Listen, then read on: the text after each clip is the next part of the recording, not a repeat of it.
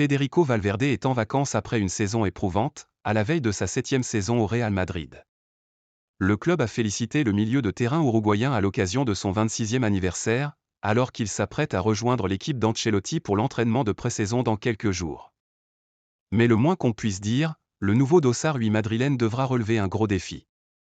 En effet, le départ à la retraite de Toni Kroos, après une décennie de contrôle du jeu au Real Madrid, est un défi pour Valverde, qui portera le numéro 8 de son idole alors qu'il entame une nouvelle phase au Real Madrid.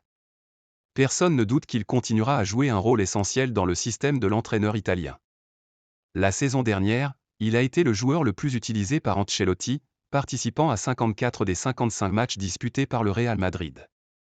L'homme a accumulé un total de 4279 minutes, soit 200 de plus que le deuxième, Antonio Rudiger, 4076 minutes.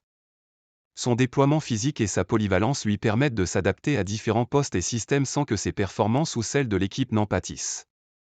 Ainsi, après les départs de Marcelo, Benzema, Nacho et Kroos ces dernières années, Valverde est devenu l'un des joueurs les plus âgés de l'équipe, dépassé seulement par les 3 premiers capitaines, Modric, Carvajal et Lucas Vázquez.